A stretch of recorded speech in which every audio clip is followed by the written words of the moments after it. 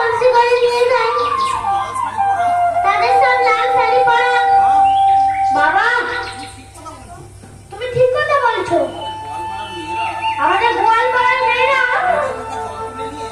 নদী থেকে জল তুলে নিয়ে যাই বটে, কিন্তু তারা যে সবাই লাল শাড়ি পরে তা নয়।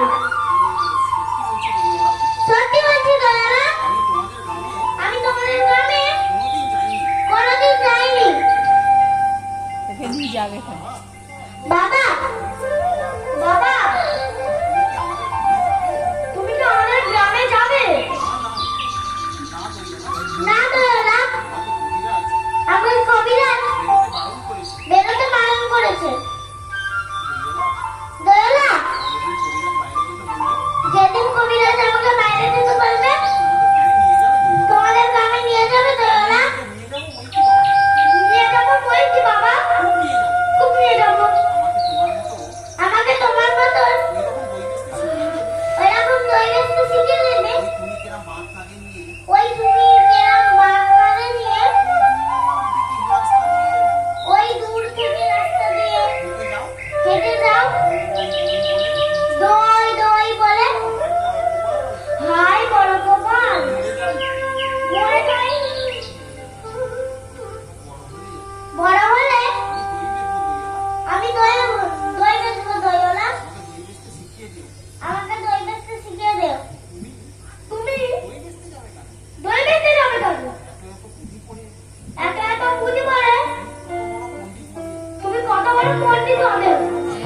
না না না, আমি কখনো পণ্ডিত হব না। আমি তোমাদের ওই রাস্তায় কি হলো?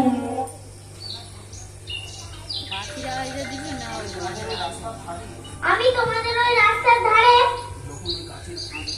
যখন ওই গাছের ফাঁক দিয়ে তোমার দই দই আওয়াজ আসে, আমার মনটা কেমন হয়ে যায়। এই আমাকে এই সুরটা শিখিয়ে দাও না দয়ালা। তুমি কেমন করে বলো?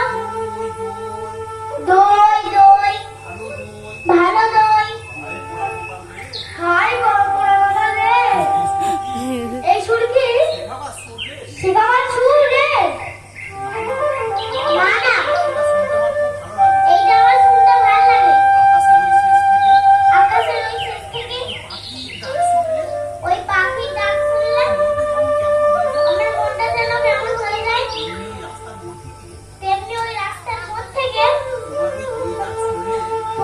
তোমার ওই দই ডাক শুনলে আমার মনে হচ্ছিল, কি জানি কি মনে হচ্ছিল। দাঁড়াও বাবা, দাঁড়াও। রাতে বাঘটা ফোন ফোন করছি। এই নাও, এই নাও বাবা, তুমি একবার দই খাও।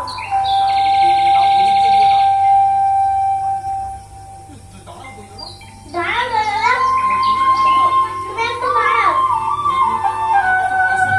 দই কিনবার মতো আমার কাছে পয়সা নেই। তোমাকে পয়সা দিতে হবে না বাবা, তোমাকে এত পয়সা দিতে হবে না। তুমি আমার একবার দই দিলে আমার কিচ্ছু হবে না। আমি যে কত খুশি হব। তোমার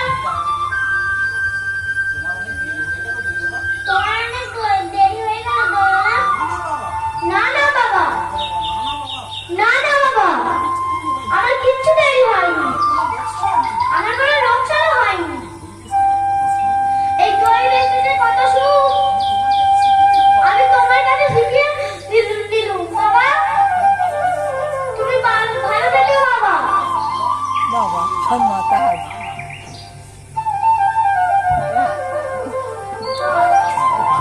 আসছি খোকা।